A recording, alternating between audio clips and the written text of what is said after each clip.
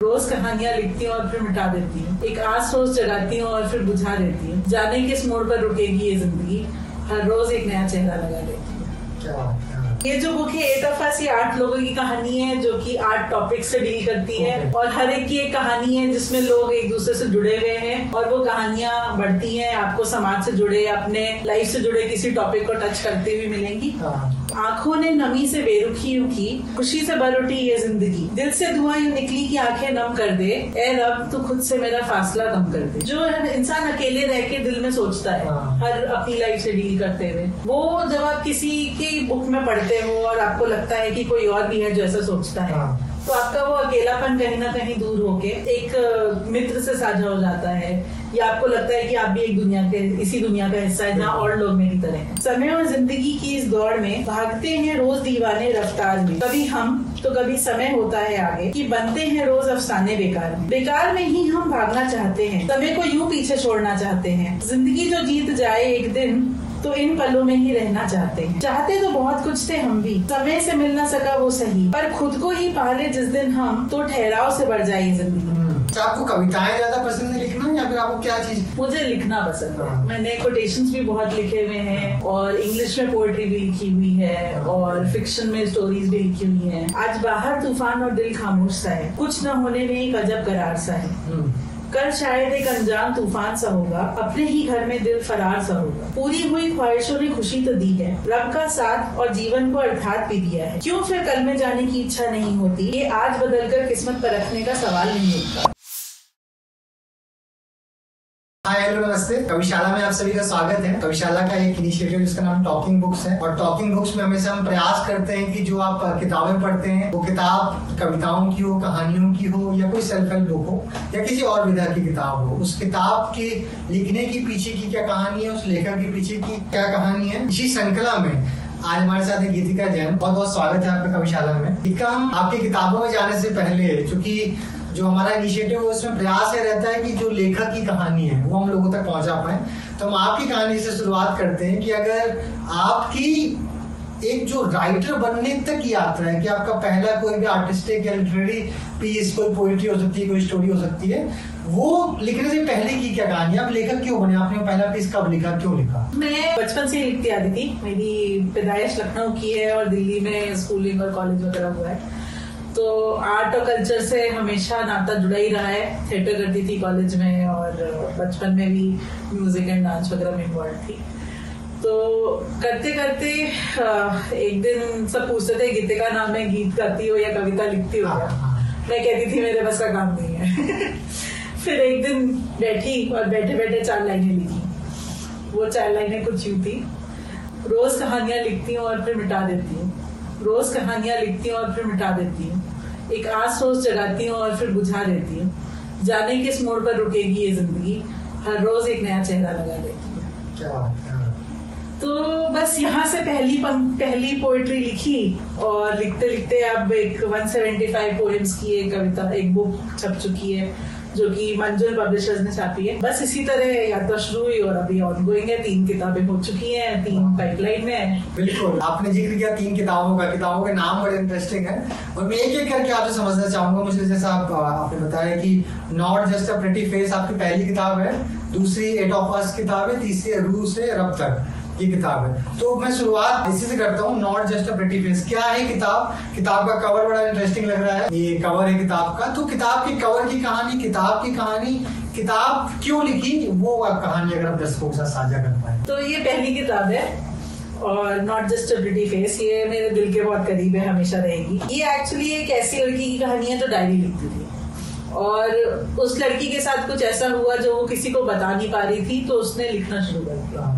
तो वहां से उस एक्सपीरियंस से निकल के ये कहानी शुरू हुई और फिर बढ़ते बढ़ते उसमें जो जो एक्सपीरियंसेस हुए उसमें उसने क्या फील किया या क्या किया वो डायरी में लिखते चले गए। तो उस तरह से ये 3rd पर्सन में स्टोरीज, कैरेक्टर्स और काफी चीजों के साथ ही पहली किताब बन गई। एक दिन लिखते लिखते वो कलम अपने आप ही रुक गया, तो सोचा कि देखें क्या लिखा है, तो लिखा देखा तो उसको एक बुक के फॉर्म में पब्लिश किया।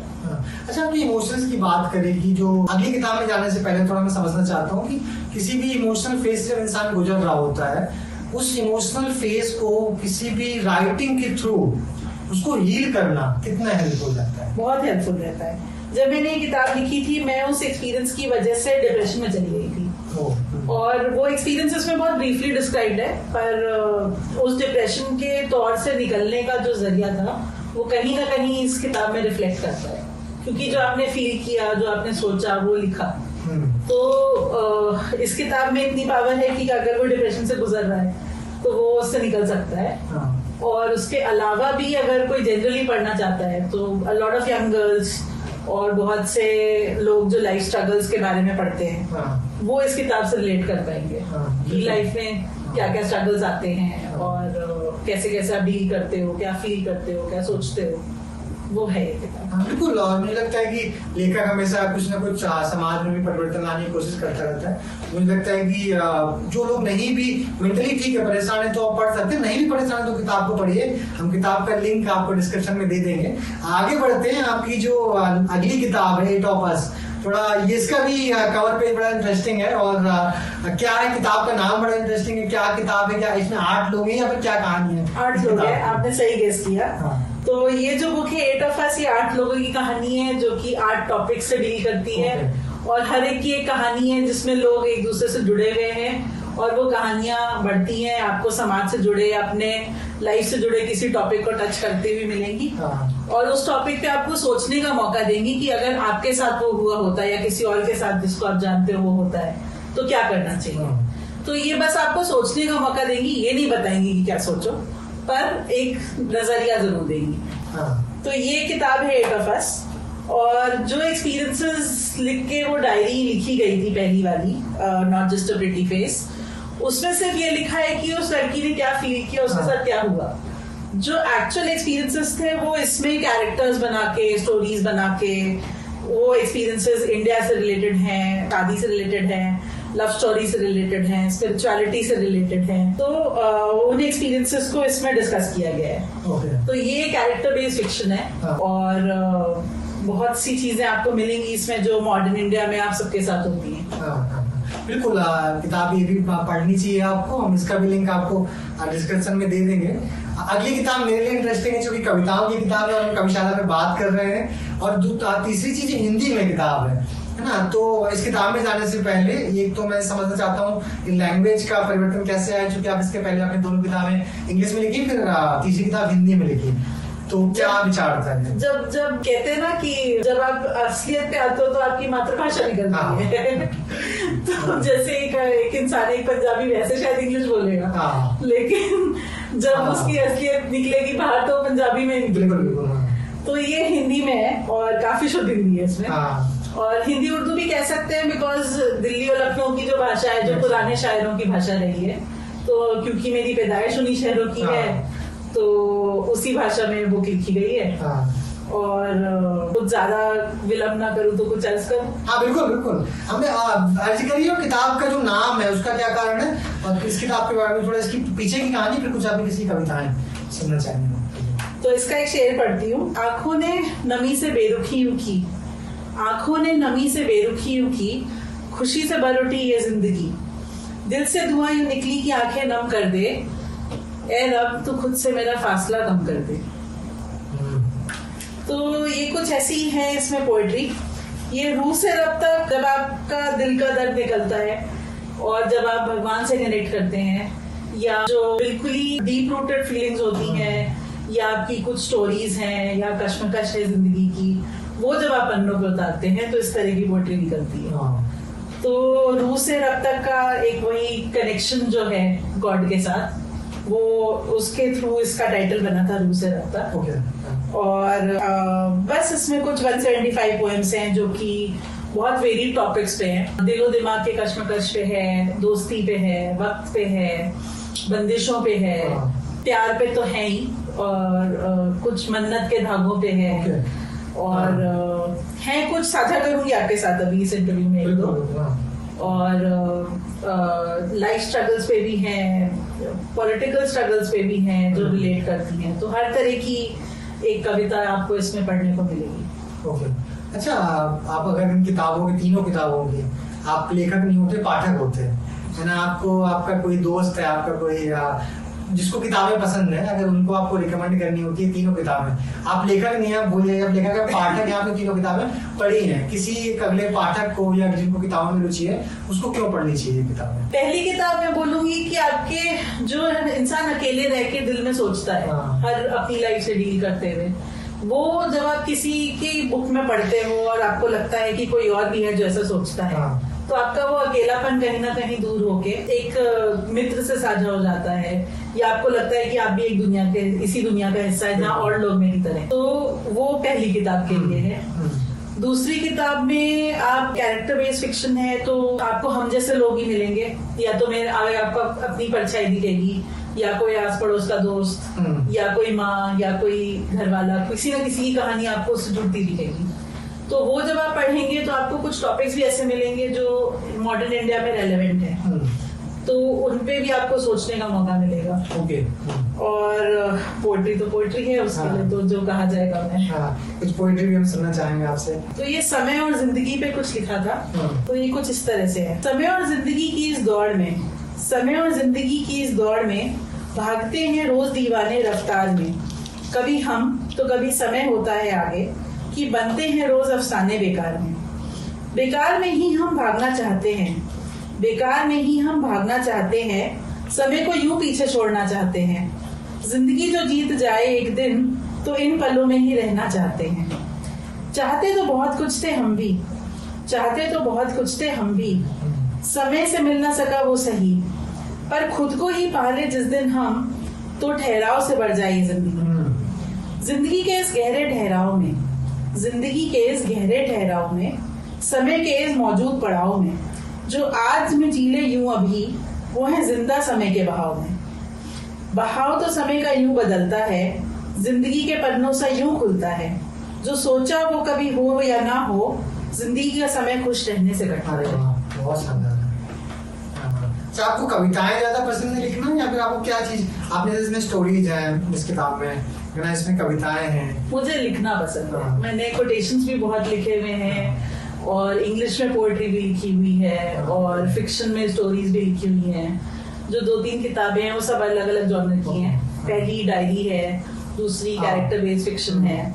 अब जो आने वाली किताबें हैं उसमें एक भगवानों के बारे में, हमारी रोजमर्रा की जिंदगी भगवानों की कहानियों से कैसे रिलेट करती है, how to interpret that to our daily life. तो वो एक किताब है। फिर इंग्लिश कोटेशंस हैं, इंग्लिश में पोएट्री है, हिंदी पोएट्री छप चुकी है। सब कुछ लिखना पसंद है। बिल्कुल, बहुत अच्छा है। और फिर से वही बातचीत चल रही है कि किताबें जिन्होंने भी नहीं पढ़ी है, किताबें पढ़िए, किताबों का फीडबैक ऑथर तक पहुंचाइए कि आपको किताब कैसी लगी। क्योंकि मुझे लगता है कि ऑथर के लिए सबसे बड़ा अप्रिसिएशन या फिर उसका जो उसके लिए मोटिवेशन होता है, वो जो पाठक होते हैं उनका फीडबैक होता है किताब को लेके। हम आपसे कुछ रूस से रब तक के अंदर से भी कुछ कविताएं सुनना चाहेंगे। अगर आपकी पसंदिदा कविता क्या है इस किताब के अंदर, अगर वो मैंने वो सेव इस पे कर रखी है। जी बिल्कुल। ये कविता मैंने बहुत पहले लिखी थी। बाहर एक दिन बारिश हो रही थी, तूफान सा आया हुआ था, घर पे बैठे हुए थे, कुछ लिखने का मन किया, तो बस कलम उठाया और 20 लाइनें लिख गई। तो ये कविता कुछ इस तरह है। आज बाहर तूफान और दिल खामोश सा है, आज बाहर तूफान और दिल खामोश सा है, कुछ न होने में एक अजब करार सा है। कल शायद एक अनजान तूफान सा होगा, अपने ही घर में दिल फरार सा होगा। पूरी हुई ख्वाहिशों ने खुशी तो दी है, पूरी हुई ख्वाहिशों ने खुशी तो दी है, रब का साथ और जीवन को अर्थात भी दिया है। क्यों फिर कल में जाने की इच्छा नहीं होती, ये आज बदलकर किस्मत पर रखने का सवाल नहीं उठता। हौसला तो है, हौसला तो है, पर ख्वाहिशें कहीं सोई हैं, अर्थात भरे जीवन ने आगे बढ़ने की चाह खोई है। दिल खामोश और आंखों में मुस्कुराहट है, दिल खामोश और आंखों में मुस्कुराहट है, ठहराव ऐसा कि हलचल भी आहत है। फिर बाहर तूफान और कल अनजान सा क्यों है, फिर बाहर तूफान और कल अनजान सा क्यों है, दिल में एहसास धैर्यात्मक सा क्यों है। क्या बीते हुए कल में आने वाला पल छुपा है, या किस्मत ने अपने लिए एक नया सफर चुना है। क्यों ये दिल और खुशियों की उम्मीद नहीं करता, क्यों ये दिल और खुशियों की उम्मीद नहीं करता, अपनी खामोशी को तूफान में तब्दील नहीं करता। आज बाहर तूफान और दिल खामोश सा क्यों है, कुछ न होने में अजब करार सा क्यों है। क्या बात है। बहुत बहुत बहुत शानदार। अच्छा, आप किनको पढ़ते हैं आप? क्योंकि मुझे लगता है लेखक के लिए पढ़ना बहुत जरूरी होता है ना? हाँ होता है, पर ये एक शिकायत रहेगी आपको मुझसे।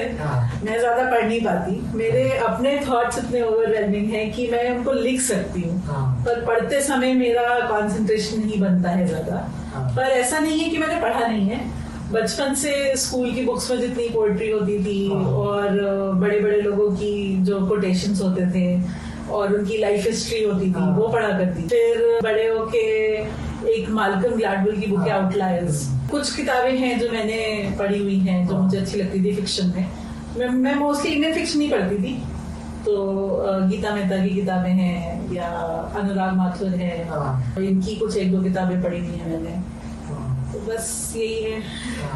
बिल्कुल। और आखिरी में कुछ आप अपने पाठकों के लिए बोलना चाहें कुछ? क्या, क्यों, किस तरीके के पाठक आपको मिलते हैं? किसी किताब को पढ़ते हुए किसी पाठक का फीडबैक कि आपको लगा हो? कभी होता है ना कि ये किताब लिखी राइटर ने, और उस किताब को लिखने का जो एक अनुभव होता है किसी पाठक से कोई ऐसा एक फीडबैक आ गया कि उससे लगा क्या सार्थक हो गया मेरा लिखना। वो एक ही फीडबैक बहुत होता है। ऐसे मेरा पहला फीडबैक जो आया था उसमें मेरी माँ ने बोला था मुझे कि ये पोएट्री की जो किताब है वो बोले उसको पढ़ो तो ऐसा लगता है कि पढ़ते चले जाओ। और फिर एक फ्रेंड ने बोला था कि काफी अच्छी लिखी है। मैंने कहा मेरा खुद का फीडबैक ये था कि मैं जब पढ़ती हूँ तो मुझे विश्वास नहीं होता कि मैंने लिखी है, मुझे लगता था किसी की लिखी हुई है और मैं पढ़ रही हूँ। तो मुझे कभी वो फील ही नहीं हुआ पढ़ते समय कि ये मेरी लिखी हुई कविताएं हैं। और बाकी बुक्स पे इंटरेस्टिंग मिले हैं फीडबैक, मोस्टली वन लाइनर्स अच्छे लगे हैं लोगों को और कुछ स्टोरीज अच्छी लगी हैं। एक ने बोला कि मुझे अपनी स्कूल कॉलेज के दिन याद आ गए, तो कुछ इसी तरह के फीडबैक। नहीं, वही है कि आपने जैसे अभी ऑलमोस्ट लाइफ के सारे टॉपिक्स कवर किए हुए हैं, राजनीति से लेके डेली लाइफ से लेके स्कूल का संघर्ष से लेके लगभग सब कुछ है, प्यार भी है, मोहब्बत भी, सब कुछ है किताब के अंदर। तो आप हर एज ग्रुप का लगा मुझे रीडर इसको कनेक्ट कर कनेक्ट कर सकता है। बहुत बहुत धन्यवाद। एक अच्छी बातचीत हुई किताबों के आसपास, आपकी किताबों के आसपास और आपके राइटर बनने की जो यात्रा है उसके आसपास। जिन्होंने भी किताबें नहीं पढ़ी, किताबें पढ़िए, पढ़ना बहुत जरूरी है। पढ़ने से आप कुछ ना कुछ सोचने के लिए विवश होते हैं। सोचना किसी भी इंडिविजुअल के लिए बहुत जरूरी है, लाइफ में विचारों का होना बहुत जरूरी है। आप बहुत बहुत धन्यवाद गीतिका, एक बहुत अच्छी बातचीत है।